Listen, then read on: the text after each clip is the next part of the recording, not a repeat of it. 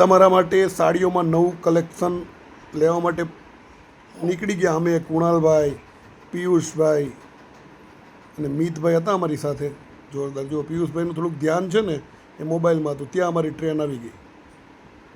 મસ્ત અમારી પશ્ચિમ એક્સપ્રેસમાં અમે બેસી જવાના, સવાર થશે ત્યાં દિલ્હી પહોંચી જાવ. એટલે રીલ્સમાં તમે બન્યા રહેજો અને રીલ્સને શેર કરજો.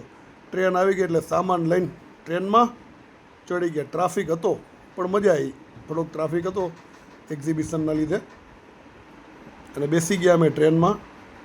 સામાન લઈને થોડોક વજન ઉતારવો પડે એમ છે, શરીર વધી ગયું છે. હવે જો આગળ અમે જતા ગયા, તાપી નદી ક્રોસ કરી અને બેસી ગયા. અને ફોનથી છે ને થોડાક પરેશાન છીએ, કારણ કે ફોન ચાલુ ને ચાલુ જ હોય. પછી IRCTCની રેલવેની ચા પીધી. ચા સારી હતી પણ પાણી વધારે હતું, એટલે થોડીક ક્વોલિટી સુધરે ચાની તો મજા આવે. અને સવાર પડી ગયું, દિલ્હી પહોંચી ગયા મસ્ત. ટ્રેનમાંથી ઉતરી ગયા કુણાલભાઈ, હું, મિતભાઈ, પિયુષભાઈ.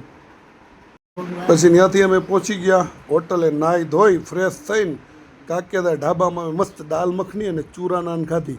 જો તમે દિલ્હી ચાંદની ચોકમાં જાઓ ને તો તમારે અહીંયા જરૂર મુલાકાત લેવી. કાકિયાદી નાન, ઘણી બધી વસ્તુ છે પંજાબી, જોરદાર બનાવે છે, એટલે અહીંયા જમી લેજો. જમીને અમે નીકળી ગયા એક્ઝિબિશનમાં. જોઈ લો તમે, જોરદાર એક્ઝિબિશન છે, બરાબર છે. એટલે તમારા માટે નવી સાડીઓ આવી જવાની છે થોડા ટાઈમમાં, એટલે વિઝિટ કરી લેજો. લગ્ન પ્રસંગની સિઝન માટે સાડીઓ તમારે લેવી છે તો. પછી આ રીતે અમે એક્ઝિબિશનમાં એન્ટર થયા ને કુણાલભાઈ વિડીયો બધું ઉતારવા માંડ્યા, શૂટિંગ. પિયુષભાઈ ને મિતભાઈને અમે બધા પહોંચી ગયા અને એક્ઝિબિશનમાં નખડીને નવું કલેક્શન ગોઈતું. તો રીલ્સને તમારા ફ્રેન્ડ્સ અને ફેમિલી સુધી શેર કરજો અને સાડી લેવી હોય તો આવી જજો.